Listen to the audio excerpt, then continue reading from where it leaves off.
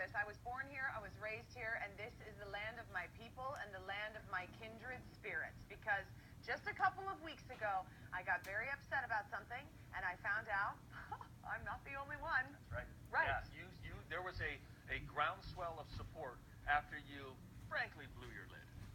Take a look. Every year, Dayton Hudson, and then when it was Marshall Fields, we still did it too, right, guys?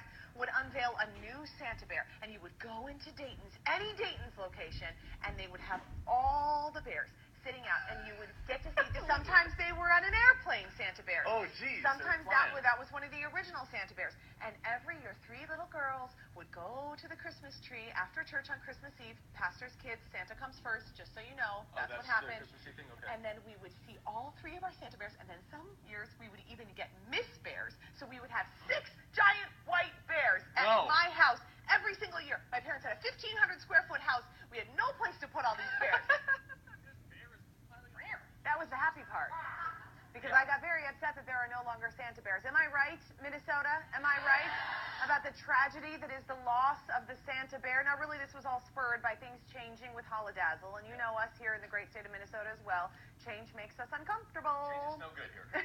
It really is no good. And so what happened was I learned that there are kindred spirits out there. I got so many Facebook messages and tweets and emails from people who were saying, Elizabeth, yes, I too am so devastated about the loss of the Santa Bear. But, my friends, no one showed their allegiance to these views better than Mitchell and Joan Gossman in the great city of St. Cloud. Mitchell and Joan have taken their love and dedication to the Santa Bear to an entirely different level. Here's what they write to me. Elizabeth, we know how much you love Santa Bears. We just thought we'd show you that we're quite mad, as in crazy.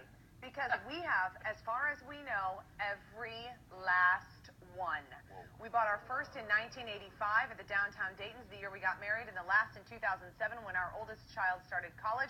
Every year we display them somewhere, currently on our stairs, which can make for a bit of an obstacle course. You're not kidding. Somebody could trip and fall. Oh my gosh, look at them. You guys remember? Do you remember the magician one? Oh, I love the top hat. Oh, and the little wizard. Look at the little sorcerer. Oh, it was so wonderful. So they got them all. They said, we hope you enjoy the pictures. We'd love to see them on air. And I say, ask and you shall receive, Mitchell and Joan, because there you go. They have the whole collection. That's great. Isn't it so cool? Now, so interestingly enough, Mitch is the proprietor of the Facebook group Bring Back the Holidazzle Parade.